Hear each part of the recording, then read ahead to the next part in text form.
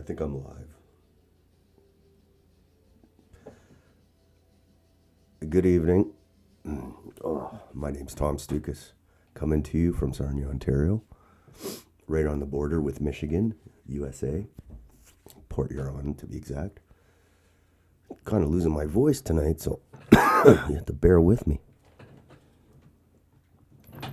So last time we were here, Sunday, we were on the eve of the trade D-Day, tariff D-Day in Canada. Our politicians were all losing their minds. In a funny way, I guess, getting ready for the apocalypse, the Trumpocalypse tariff attack that never came because Trump postponed it at the last minute. He's given us a 30-day reprieve. And kind of made our leaders look stupid because they're running around like the chickens with their head cut off, acting like they're going to do a New Deal bailout plan for something that hasn't even happened yet. Talking all tough, patriotic, and now they look like they actually have to talk about issues for the next month until Trump decides what he's going to do. And that's exactly what was going on, is they were using Donald Trump as a punching bag, or as attempting to hide all their incompetence and treacherous behavior. I'm talking about Doug Ford, the Liberal Party. Those are the two main culprits. BC too, but I'm in Ontario, so. And yeah, the Liberals, especially the Liberal leadership, was acting like they're all this patriotic Team Canada rah-rah. And, they put their focus on Donald Trump so they didn't have to talk about all their failures over the last 10 years. And their various parts in it, the various candidates' parts in that failure. Everybody was talking about Trump, and it was working. People in Canada were talking about boycotting the States, products from the States, and canceling their vacations, and buying Canadian, and all this BS. And then they weren't even talking about, the state of the country that we're in, But that was only temporary. Trump, I don't know if he meant to do it, but he kind of pulled the rug out from under them. So now they actually have to talk about issues, like the Liberal leadership race. He timed it well, Trump, because the tariff postponement's 30 days, so that'll be right after the Ontario election. So it gives Doug Ford has nothing. He was basing his whole election on Donald Trump, and now he actually has to defend his record. And he's got a lot of issues, scandals and such, that could get some spotlight now that the Trump stepped back from the focus. So, yeah, Trump kind of pulled the rug out from Doug Ford's feet when it comes to the election. What are they going to talk about? What is it? 27th. So today is the 5th. So 22 more days. What the hell are they going to talk about? And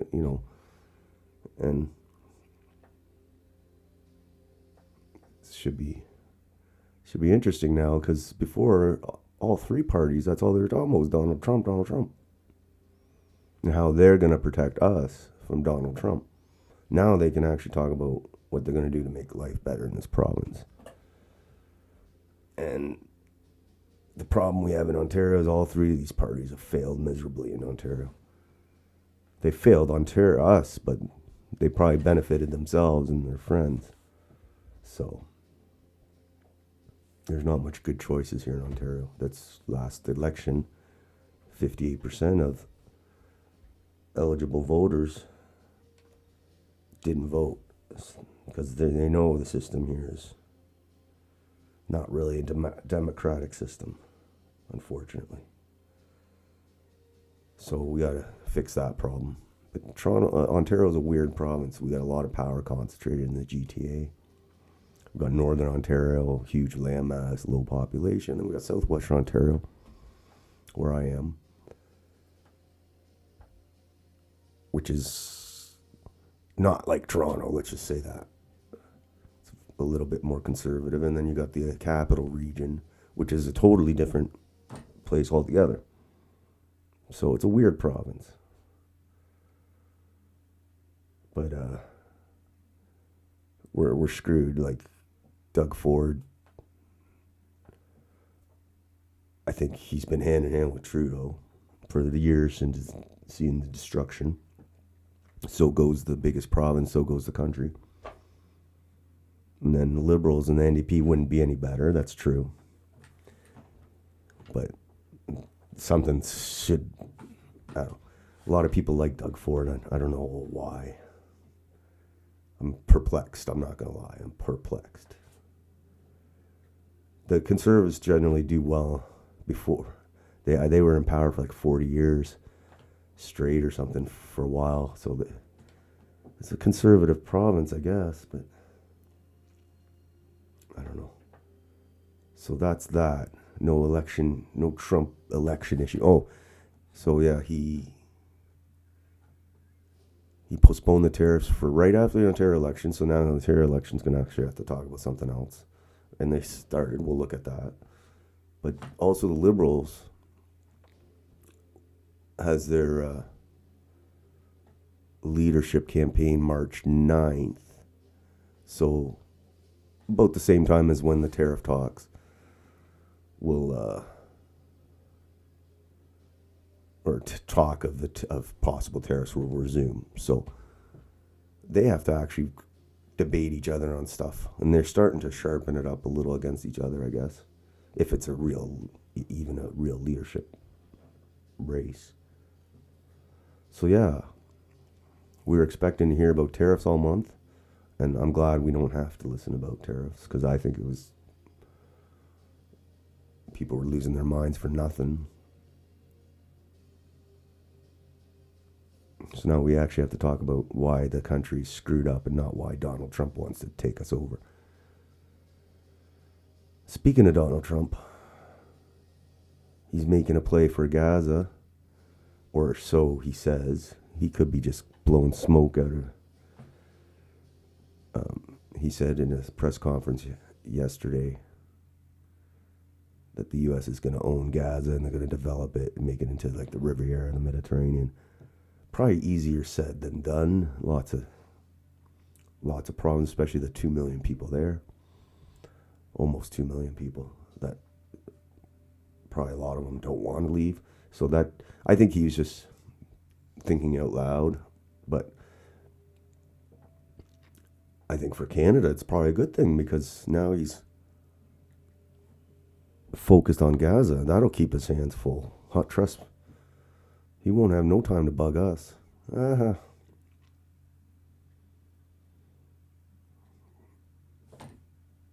that's... I don't think he will own Gaza. I think that's a lot. Last time the British owned that place, they were dying to get out of it. So I don't think that'll happen, but he's making heads explode. But he shows he's going to be involved in that area, and that area is very vital to their interests, and it's very volatile. So I don't think Canada is going to be on the top of his agenda. I think we just got to keep our heads down.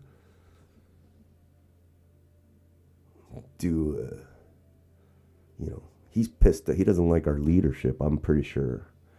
But now he'll have his hands full between the Russia-Ukraine thing and this stuff and the Iran and his own problems in his own country, and pretty sure we'll be all right. But it's funny watching our politicians squirm, man. It's like, I'd hate to see if it was an actual emergency, like with aliens and stuff. Oh my God, they would be freaking out. I wouldn't even want to see what kind of response they would put. They'd be like, see guys, you're on your own. So he should have his hands right full with Gaza. So go for it, Donald. Go for it. I don't really have a huge opinion on what goes on over there because it's so complex. As long as I don't see kids, dead babies on the screen, no excuse for that. I don't care. But how it could affect Canada too, we could talk about that, because it sounds like Israel wants to empty the Gaza Strip out, 2 million people. Trust me, not all of them are going to want to stay around there. They're going to want to come to Canada. So like we saw 40,000, tens of thousands of Syrians come here because of their civil war and destabilization by probably Israel and CIA, whoever.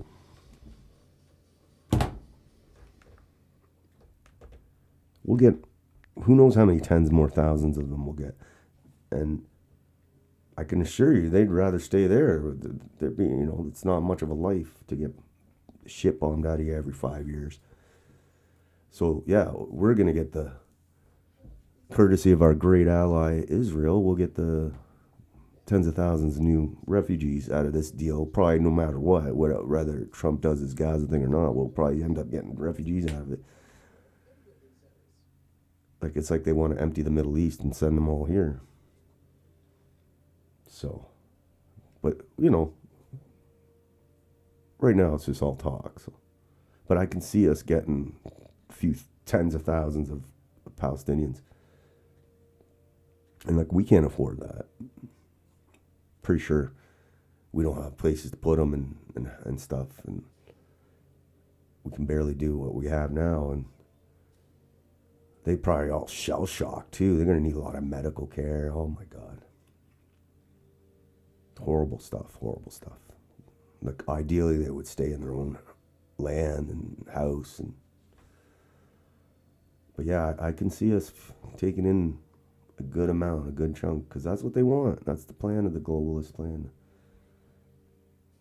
Fill up these countries.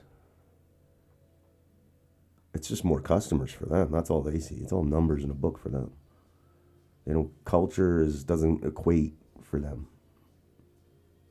Speaking of culture, I was driving along the road in Sarnia, and a sign on the road, those roadside signs, just stuck, pinned in the grass there or whatever. And it was like Indian massage. And I was like, what the hell? And it was like $55 for 45 minutes. And I was like, what kind of pricing scheme is that? But I was like, what the hell is an Indian massage? All that. Okay. I'll show you the picture later. But if I feel like it, I might call the number just to say, hey, what's the deal? What the hell is an Indian massage compared to a regular massage?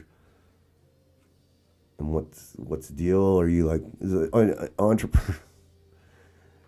That's the spirit of entrepreneurship they're bringing to Canada. No, I'm not saying they invented the massage part, but I mean, I'm interested. It's kind of odd seeing that on the side of the road, in your city. Like, never seen that before. All right. But, a lot of them are here probably trying to find a job, and they cancel this. I got an idea. Who knows what that's all about? I don't know what the hell. Weird stuff, man. So we might call and see. I'm not booking it, though. I just want info. And the info is for reporting purposes only. They probably won't even answer the phone. Business will probably be hopping and they won't be able to answer the phone. I wonder how many guys would call that, though. Maybe Indian guys? Like, what the hell? It wouldn't be for Indian guys because they wouldn't put it. It's fucked up.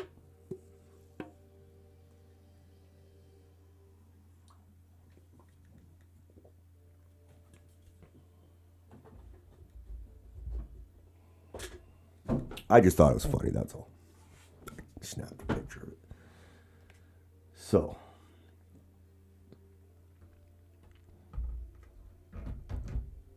Let's go to the timeline.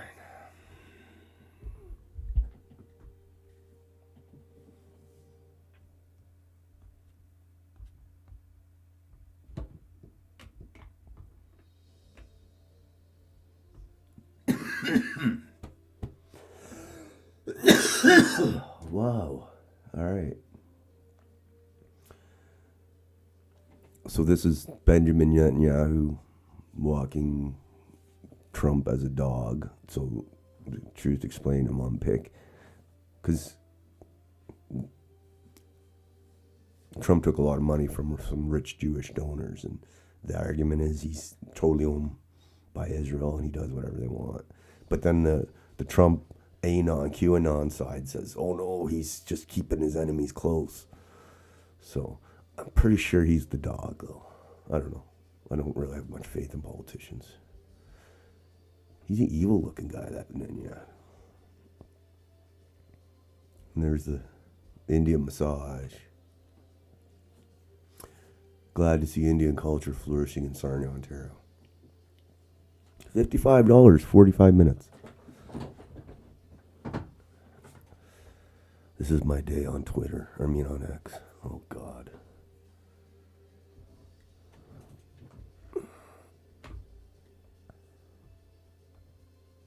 All right.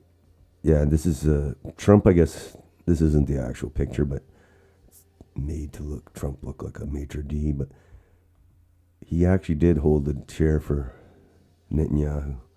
And I don't know if Trump's just being, like, sneaky or if he actually... It's weird.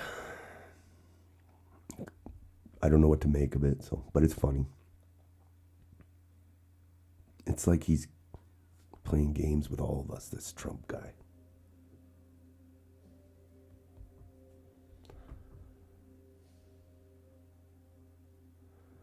This martyr maid is commenting on Trump's comments to ethnically cleanse Gaza.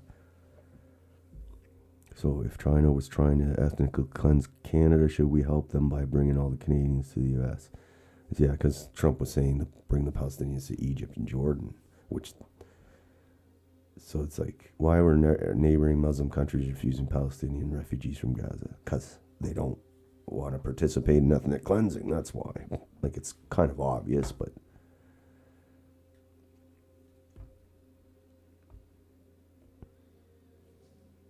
It's not going to happen. I can't see it happening. I really can't see it happening.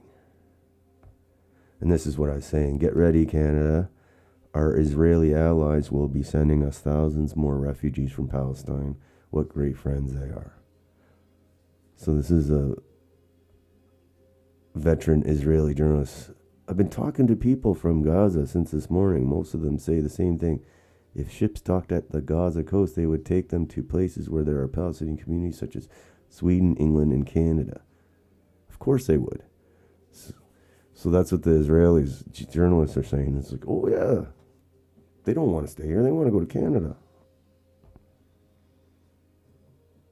Then I would give Egypt and Jordan are not really an option. That's true, for sure. They'd much rather come to Europe, go to Europe or Canada or the States. They would rather go to a place that would give the next generation the opportunity to live, to breathe, to integrate. People want to live better, to allow their children a future. The question is whether such a move is even feasible, whether the world is ready, able, and willing to go with Trump on such a move. So basically they're promoting this as like, yeah, that's a great idea. Let's get rid of them.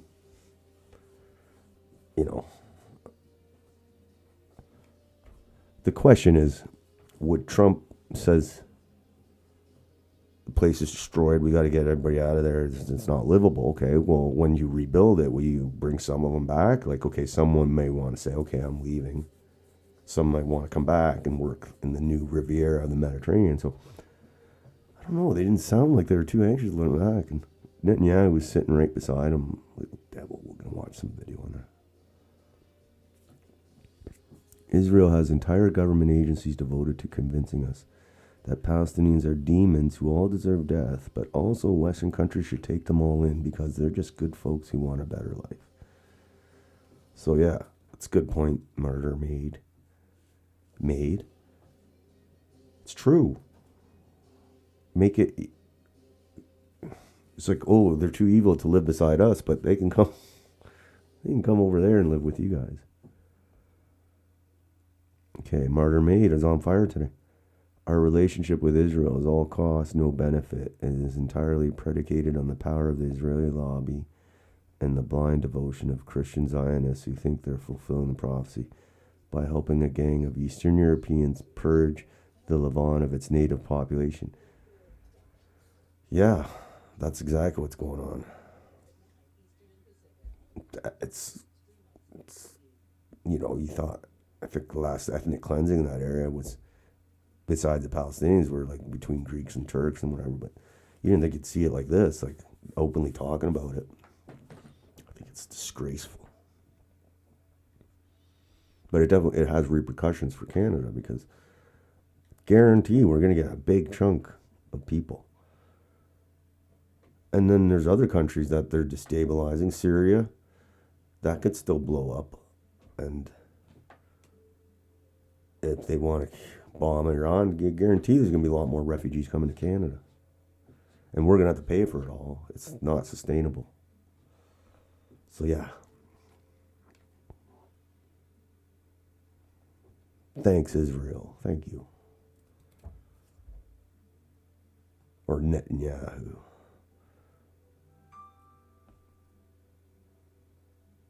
And we were talking about Pierre wants direct flights to Amritsar, which he says all the time to the Indian crowd. And I just saw this today. The U.S. is using military aircraft to deport Punjabis to Amritsar. So it's like, that's a direct flight that Canadians would support. Illegal immigration by Indians going to the United States is... So Trump's deporting, he's only been in office for like 2 weeks, and he's already deporting people to India on military planes. To the same city that Pierre wants to do direct flights to Toronto. Direct flights to Amritsar. Well, the U.S. is doing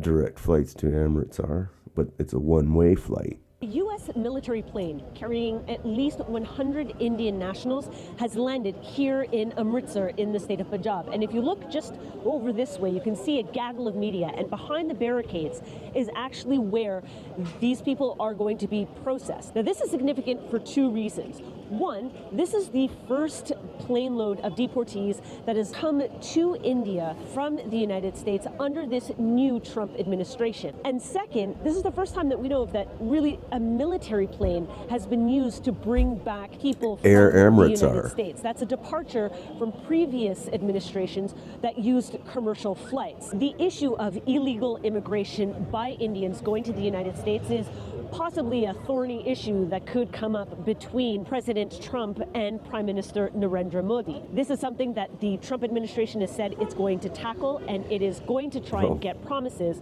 from countries like India to say that they're going to take their citizens back. So here you go, Pierre, the guy who's going to save our country. Now think about this. We're not being... You have Pierre Poilievre, who's advocating for direct flights from Amritsar to Canada. Direct flights. Said this many times. And then you have this.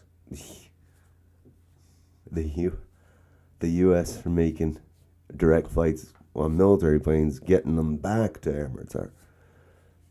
You can't make this up. It's hilarious, really. So I thought I saw that today. It was funny. Poor Pierre. Direct flights to Amritsar. Oh, and then we got, it's Don Cherry's birthday today. I think it's today. Yeah, 10 hours, yeah. So happy birthday, Don Cherry. You know, the country went to shit once they fired him. I remember. The minute, it was like a turning point. The minute they fired him, they should never have fired him for that. Okay. He wasn't that offensive at all. And the minute they got rid of him, everyone went to shit. So happy birthday, Don.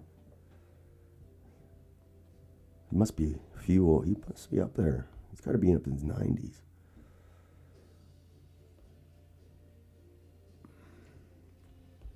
And I think I stopped watching hockey regularly after that. Guys, it's like half the reason I watch it is for Coach's Corner.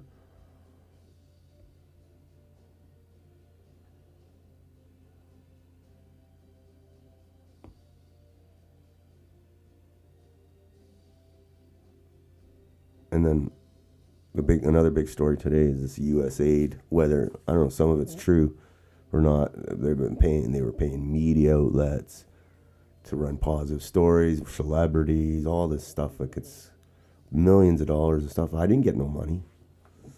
U.S. aid didn't give me no money. And I guess they gave like a ton of money to Canadian universities. So who knows what kind of subversive stuff they're doing in the Canadian universities.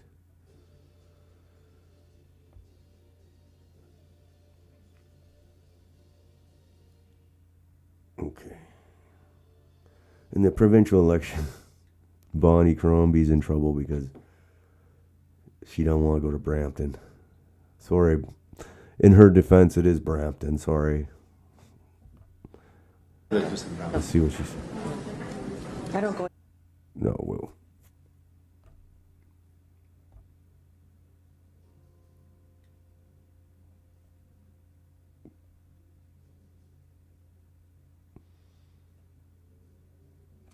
Let's listen to Bonnie Crombie. In her defense, it is Brampton we're talking about. That one is not in Brampton. No, that's here. No, That's here. Okay. In Brampton? That one is not in Brampton. No, that's here. No, That's here. That In is- Brampton, you're saying? No, not in I thought Brampton. it was in Brampton. I don't go to anything in Brampton. It's not my city. I don't care. Prince Turkey, welcome to the program. What a scandal. She doesn't like Brampton. I'm shocked.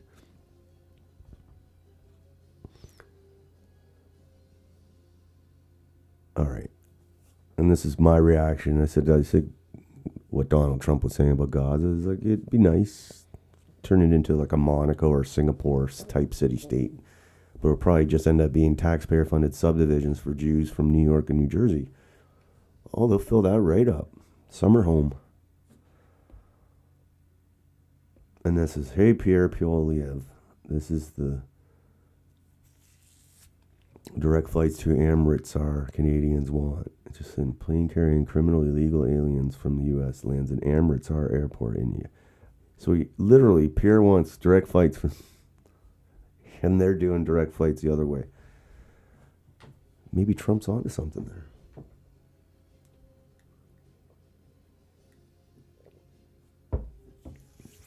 He better not say that again, I guess, because he's going to look really dumb. And this is the picture I wanted to show. Gaza, if they left while the rebuilding was happening. It would be my hope that we could do something really nice. Peter? First of all, Netanyahu's sitting right next to him. He looks like a demon. He's the one who destroyed Gaza, and now they're talking about Gaza. Would Palestinians have the right to return to Gaza? Look at that demon. If they left while the rebuilding was happening. It would be my hope that we could do something really nice, really good, where they wouldn't want. Netanyahu looks terrified because he knows how Trump likes to just take as many questions as possible. And Netanyahu's like, why are you taking all these questions? But he can't stop him. He has to sit there. I don't think Trump likes Netanyahu. I'm not going to lie. My gut tells me he doesn't. Return. Why would they want to return? The place has been hell. It's been one of the meanest. I was watching. I couldn't believe he was saying this. On earth. And right now, it's. I've seen every picture from every angle, better than if I were there. And nobody can live there. You can't live there. And the guy who did it is right next to you. Build them through massive amounts of money, supplied by other people, very rich nations, and they're willing to supply it. If we can build something for them in one of the countries, and it could be Jordan, it could be Egypt, it could be other countries, and you could build 4 or 5 or 6 areas. It doesn't have to be one area, but you take certain areas and you build really good quality housing. Trump Tower. Like a beautiful town like someplace where they can live. Sounds like a not Jewish die. settlement. Because Gaza is a guarantee that they're going to end up dying. The same thing's going to happen again. The guy next to you is going gonna bomb you for sure. Over again, and it's The going guy to sitting next to me. As sure as you're standing there, Peter. Look at that demon. So I hope that we could do something where they wouldn't want to go back. Who would want to go back? They've experienced nothing but death and destruction. From this guy sitting next to you. And that was before he put the... He shocked people by saying they shouldn't be allowed to return. And then he said about U.S. owning it, and he shocked them more.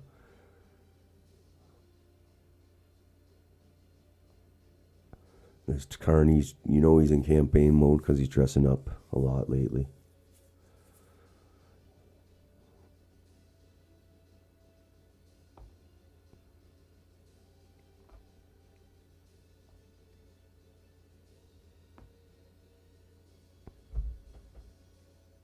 So yeah, that's a big story with the... But the good news is Trump will be nice and occupied with that. And the bad news is we'll probably get about 50 or 60,000 of these refugees. It's probably already decided.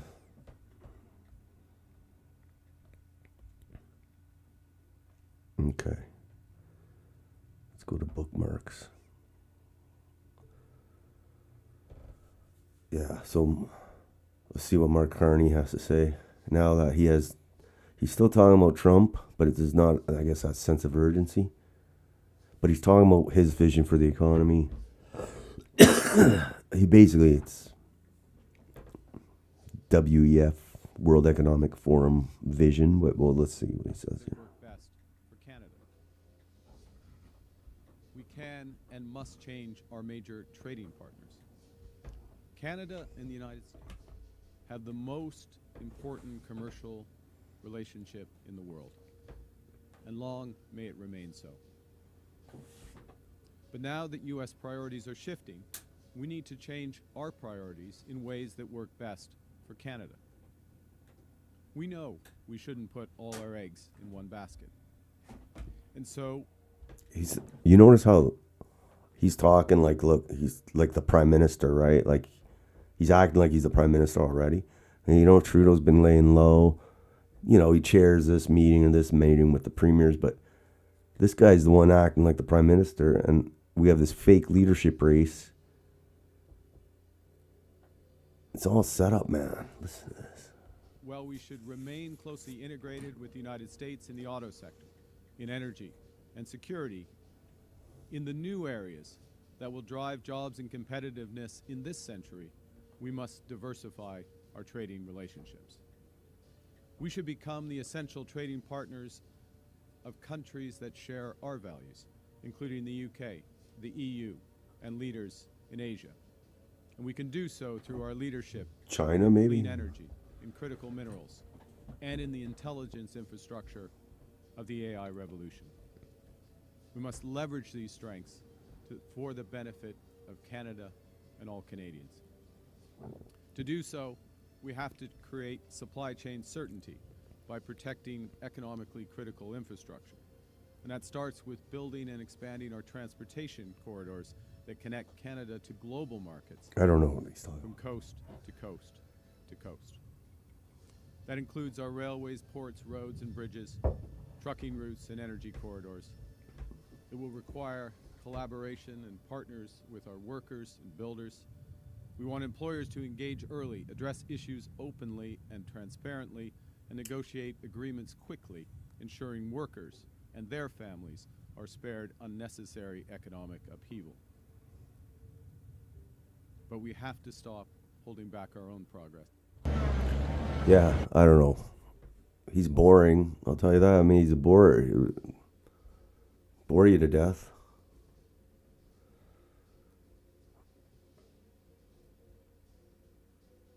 This guy says, if you listen closely to what Mark Carney says, it sounds like he wants to nationalize key infrastructure and offer a UBI, universal basic income. I believe Carney is far more insane and much more dangerous than Justin Trudeau. Possible.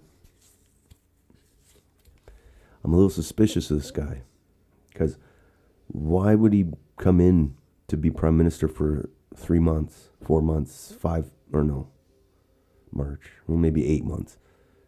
It's not a good thing on your resume to be one of the shortest serving prime ministers in Canadian history. He obviously tends to win, or expects to win, or expects to maybe not have to run. Who knows? I don't trust this guy at all, but we'll see. Let's see what he's saying. That has stopped or slowed economically critical projects, including ports, mines, and energy infrastructure. We must remove these barriers to spur progress and build for Canadians. I want to be crystal clear about this. My government will use all its powers to protect Canadians and to build in the national interest. Have the viral I don't know. We'll see. I don't see him, doing a lot of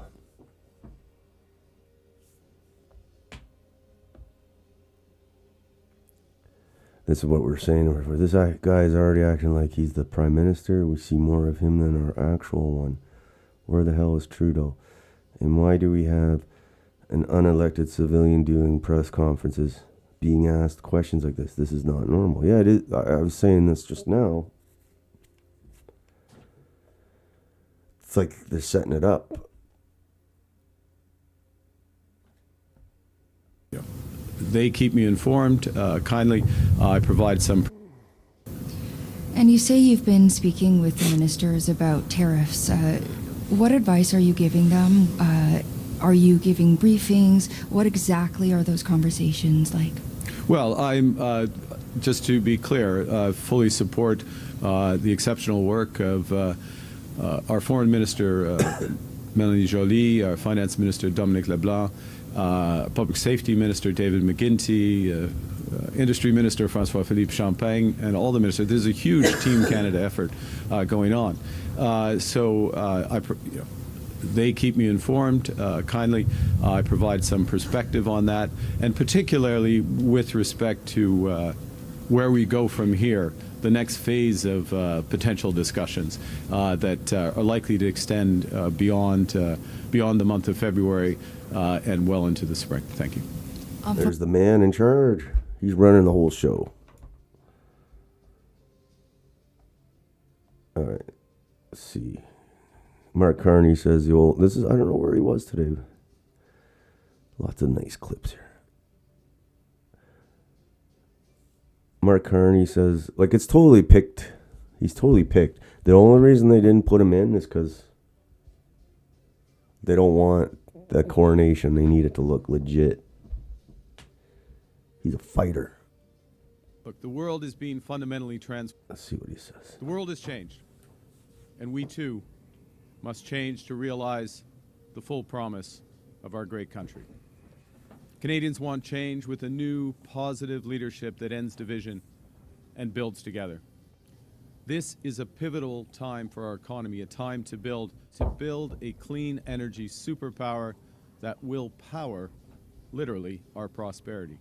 Clean energy superpower. I've heard this before, 10 years ago from Justin Trudeau. So basically he's shitting on the oil industry already. He's not even the Liberal leader.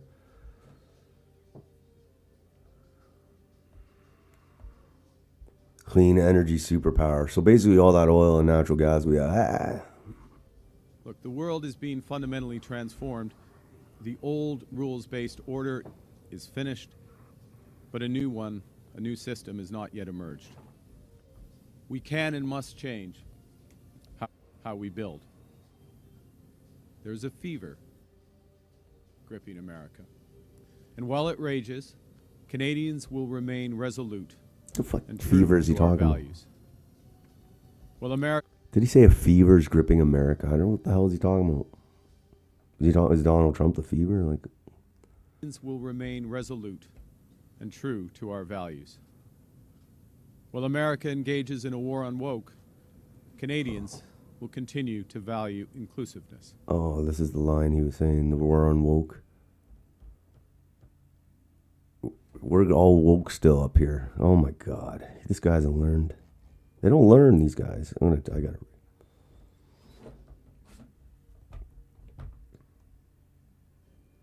how we build. There's a fever gripping America.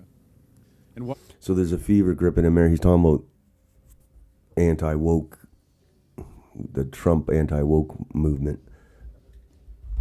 I call that the medicine.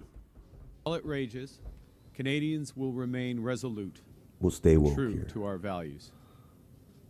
While America engages in a war on woke, Canadians will continue to value inclusiveness. We will continue to show solidarity with one another. While America attempts to turn back the clock, Canadians will build sustainability for future generations. This is the time to change. This is our time to build. This is the time for Canada. Oh God! So yeah, he sounds just like Justin Trudeau. He's just he's smarter probably than Trudeau, a little more successful. Not riding on his dad's name. Other than that, he sounds just like Justin Trudeau. Wow.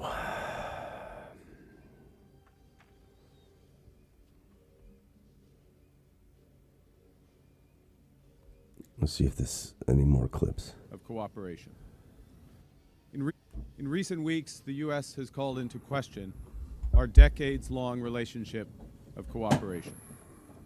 While I welcome the temporary suspension of U.S. tariffs and very much welcome the joint plan to address the scourge of fentanyl, recent events have been a wake-up call for Canadians. This proud country will never be part of the United States in any shape or form. Hear, hear. The Government of Canada has extraordinary powers at its disposal today to respond to a national crisis. And Donald Trump's aggression against Canadian livelihoods and workers constitutes just such a crisis. Now, the one thing I've learned over the many years of managing crises is that plan beats no plan. Plans create focus, discipline, and the energy that major changes a crisis demands. And make no mistake, we are in a crisis. While America attempts to turn back the clock, They love to use their Canadians crisis. will build sustainability for future generations. What's that even mean? This What's is that the time mean? to change. This is our time to build. Very inspirational. This is the time for Canada. Every time from now on after this session here. All right.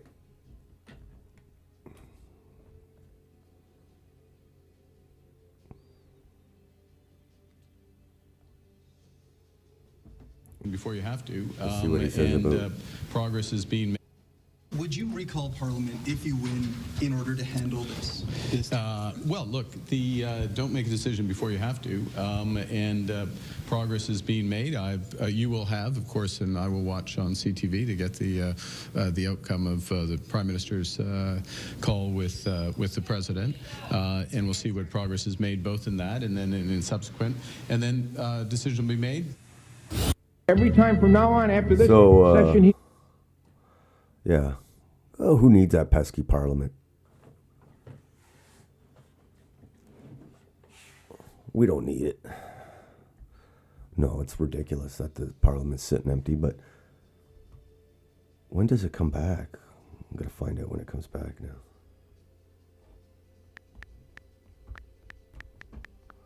When does Canadian Parliament resume? Come on, Grok.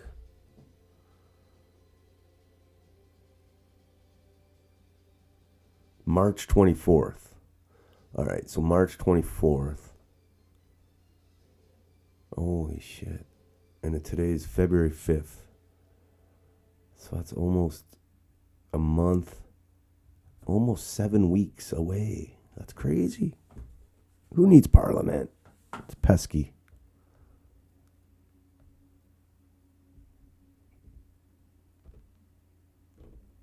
It's like 7 weeks away, man. Is that right? No. Yeah. Unacceptable. Disgusting, really. And Ontario's all on caretaker mode because we got an election here. So we got Parliament prorogued at the federal level, and provincial, nothing happens during an election, you know that. So we got political paralysis here in Canada. No real leaders. They're all a bunch of wimps. There's Carney bringing some pizza. What am I doing? I was on my damn bookmarks. Okay. Let's see what former Prime Minister, she's not a fan of Mark Carney. She was Prime Minister for about 45 seconds, and then she got kicked out. I don't think they like each other. Let's see what she which says. was held in Glasgow. And former British Prime Minister Liz Truss, please tell us about the UK's experience with Mark Carney. Well, Mark Carney was Governor of the Bank of England. He was also a leading proponent of net zero policies, including at COP26, which was held in Glasgow. And during the last 20 years, British economic policy has not been a success. We saw too much money printing from the Bank of England, so-called quantitative easing, which led to very high levels of inflation and economic stagnation. But the net zero agenda has been a disaster for our country. And I tried to reverse that as Prime Minister by getting rid of the fracking ban. But what I found was that the bureaucracy, including the Bank of England, had become so ideologically motivated by those policies, it proved impossible for me to achieve that. Wow. And hopefully that's not something that we're going to see in Canada here. So thank you, Ms. Truss. I appreciate your time this morning. So bear in mind, she wasn't very successful as Prime Minister, and she probably doesn't like Carney from the sounds of it, but it's interesting to hear her talk about she's not a fan of Carney. And whether it's his fault or not,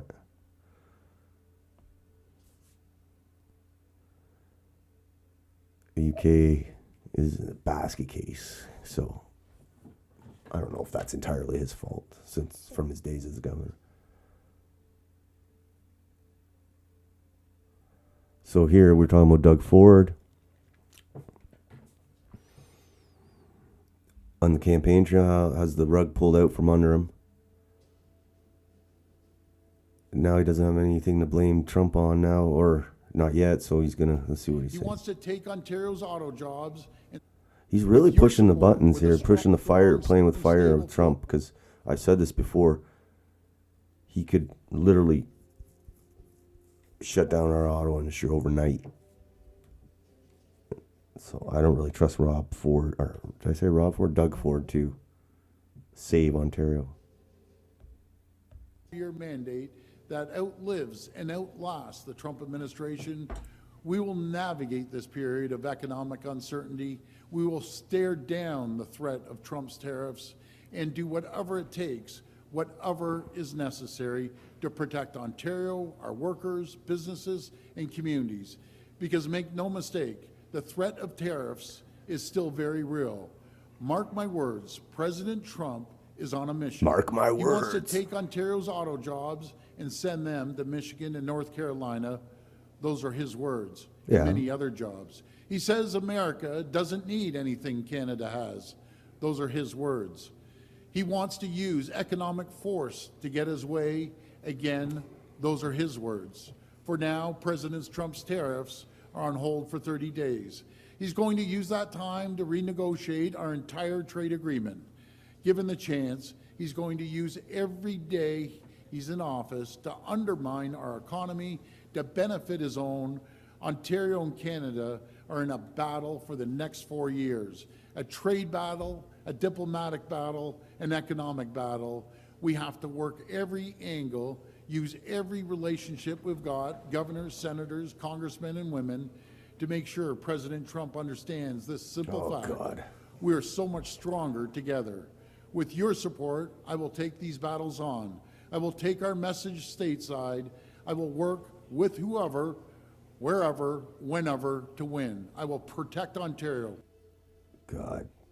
I don't know. I have a feeling I have a feeling we'll be worse off with him protecting Ontario than him not protecting Ontario. Him to go down the mall. Oh my God! I don't. Trump's not going to meet with this clown. This is Doug Ford. And I can assure you, all the premiers love Chrystia Freeland. I just love her a little more than the rest of the premiers. That's the real Doug Ford right there. He's a COVID commie. This is Doug Ford from the COVID days. The high priority neighborhoods. We're focusing on the companies. We're going into high priority neighborhoods, literally knocking on doors to pull people down in the high priority neighborhoods. So we're really having a targeted approach. You know, we have a two-prong approach here. This is the plan. The plan is limit mobility to protect our ICUs. The plan to get needles into people's arms. We're going into places of worship. We're going into companies. We're going into neighborhoods. And we're focusing on those neighborhoods. Yeah. Anyway, I have no idea why. I know a lot of people don't vote in Ontario, but we're screwed with this clown. I'm just telling you. Big problems. Big changes needed. But he's desperate to have a campaign issue to talk about Trump now, and we'll see. I don't think that's going to fly now. We'll see. We still got 22 days left in the election. All right.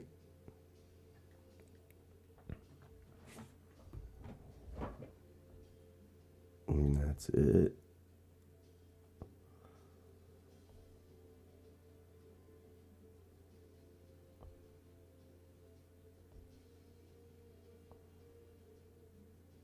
And the stuff about fentanyl. I don't know what's true with the fentanyl stuff. It's bad. We know that much. Anyway.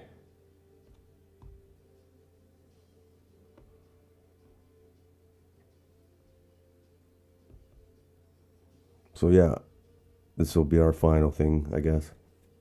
I'm afraid I gotta call this. I'm curious here. So I was driving today, and this is a very busy intersection in Sarnia.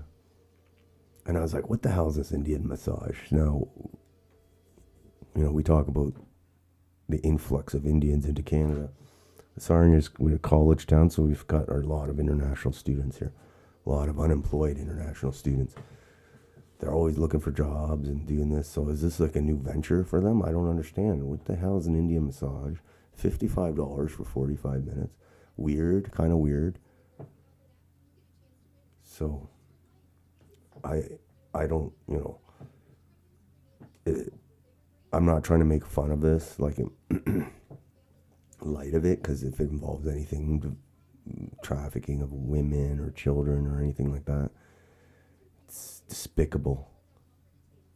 But it's like, maybe it's just some unemployed Indian dude who's giving massages because he has no money. I don't know. But it's kind of weird. It's the first time I've ever seen that. Kind of weird. I'm afraid my kid's going to see it and say, Daddy, what's this sign say? I was like, I don't like lying to him. But I'm not going to tell her, but it's like I shouldn't have to have that issue. Anyway, I'm going to call him. Screw it. Let's do some interactive TV here. Probably not going to like the results. All right. Keypad. I don't even know what number this is. 4.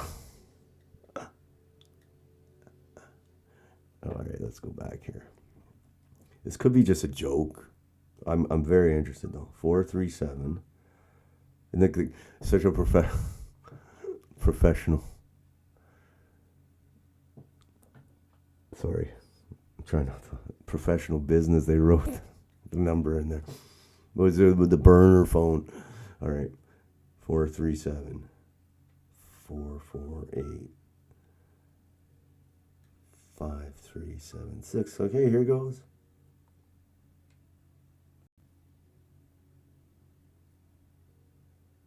Here goes.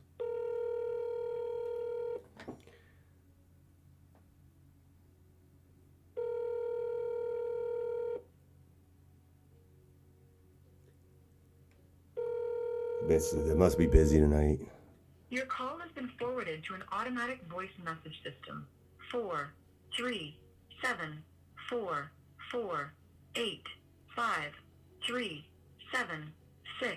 is on the phone. At the tone, They're busy. please record your message. They're on the phone. Oh, God. Busy night in Sarnia for Indian massage. Oh, here we go. I got a text mail. All right. What the hell?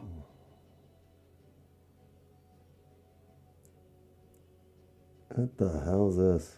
So basically it says, I got a text message because I called. So it says, 2 locations, Brampton, 30 Rambler Drive, Unit B52 basement. So it's Brampton and then Etobicoke. So it's not even in Sarnia. Like someone's going to drive from Sarnia to Brampton. Anyway. Massage rates, 15 minutes, $35. 30 minutes, $50. 45 minutes, $60. 60 minutes, $70. 90 minutes, $120. Go there to discuss massage options in person. I do not work there. I just market and direct clients to the locations.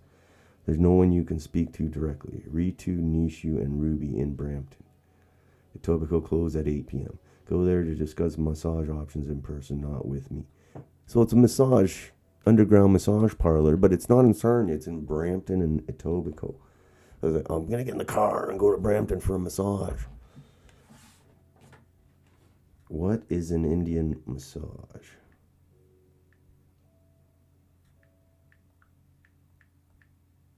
So it looks like it goes to the message automatically, and then it texts you the deets. I think the Indian massage is just an Indian doing the massage. They make it sound so exotic. All right. Mystery solved. It's just some massage parlors in Brampton, branching out to Sarnia. Now I'm probably on some list now. Fuck. Anyway, good to see Sarnia culturally enriching. We got the Indian restaurants, now we have Indian massage parlor. All right. Indian technique, that's what the answer. What is an Indian massage? Indian technique. Okay. Thank you. I don't even know what about Indian. Can you explain further? Explain. I'm just gonna put question mark. Indian technique. I don't know what that is. Maybe it's good. Maybe it'll cure you. Okay. I'm definitely on a list now, guys. So I'm definitely was reporting. You guys have a record here. All right. So we'll be back tomorrow night to see what new developments are now that we don't have tariffs to talk about anymore. I'm sure we'll have something else to talk about. And no, I'm not getting a massage.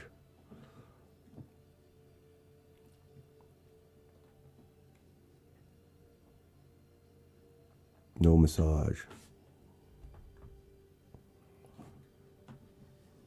Even the massages are Indian in Canada. Indian technique. All right. We'll see you guys tomorrow night. Everybody stay cool.